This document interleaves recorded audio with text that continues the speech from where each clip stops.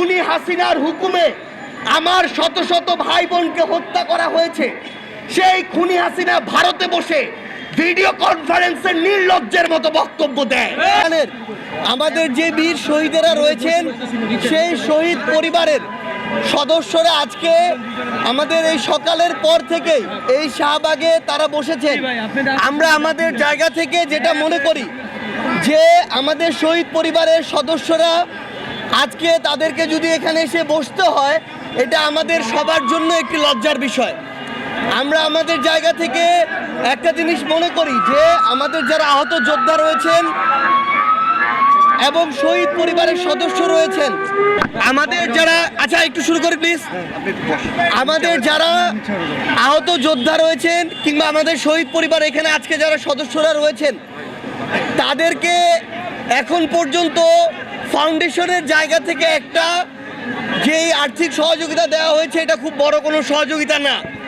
এটা দিয়ে পরিবারগুলো হয়তো কয়েক মাস চলতে পারে, এর বেশি আসলে সম্ভব না।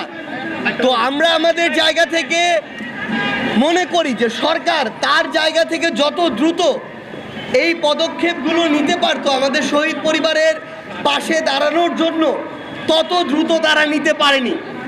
এবং আমাদের শহীদ পরিবারের অনেকেই ছিল যারা আসলে প্রধান কর্মজীবী ছিল, তাদের উপার্জনে ওই পরিবারটি চলতো।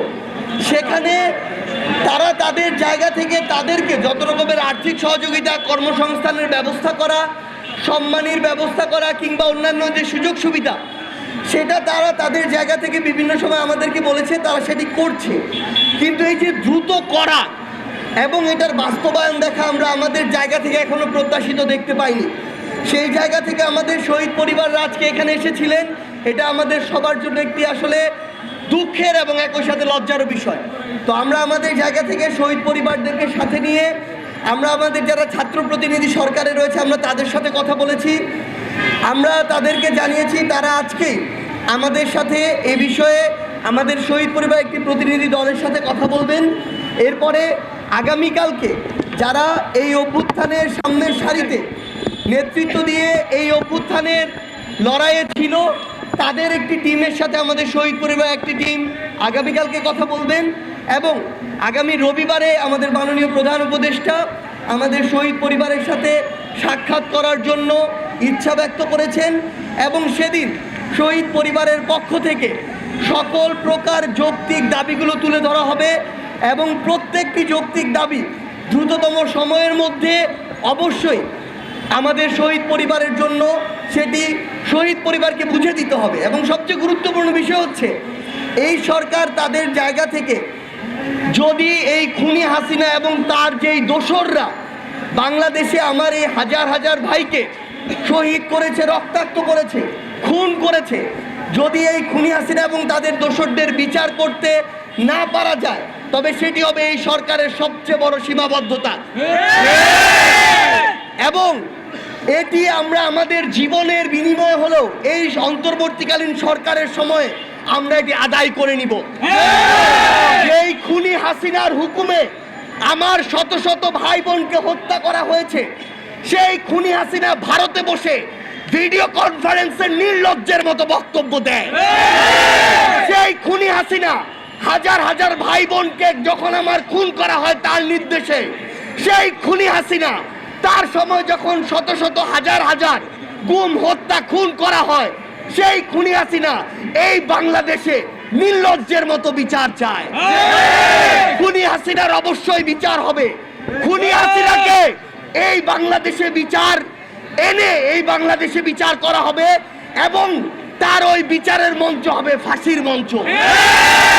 আমরা স্পষ্ট করে বলি, দেশ এবং দেশের বাইরের যারা খুনি হাসিনাকে আশ্রয় দিচ্ছেন, প্রশ্রয় দিচ্ছেন, বিভিন্নভাবে প্রমোট করছেন, প্রত্যক্ষ এবং পরোক্ষভাবে, আপনাদেরকে এই বাংলাদেশের শহীদ পরিবার, আহত যোদ্ধারা ভুলে যায় নাই। আপনাদেরকে এই বাংলাদেশের তরুণ প্রজন্ম তারা কিন্তু ভুলে যায় নাই।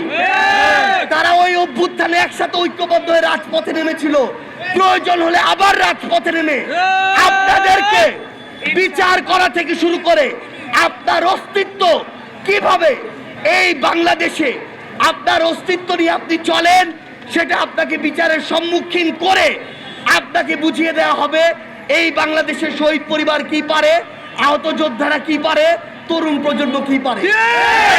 এই অন্তর্বর্তীকালীন সরকারের সময় খুনি হাসিনা থেকে শুরু করে প্রত্যেক খুনের দায়ে জড়িত যারা রয়েছে, আওয়ামী লীগ, যুবলীগ, ছাত্রলীগের সন্ত্রাসীরা, ক্যাডাররা, ইভেন কতিপয় বিপদগামী যারা পুলিশ সদস্য সরাসরি এই হত্যাযজ্ঞে জড়িত ছিল, তাদেরকে উপযুক্ত বিচারের আওতায় নিয়ে আসতে হবে।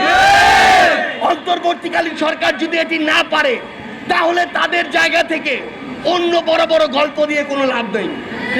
সবার আগে আমার এই শহীদ পরিবার এবং আহত যোদ্ধাদের রক্তের বিচার করতে হবে, খুনের বিচার করতে হবে।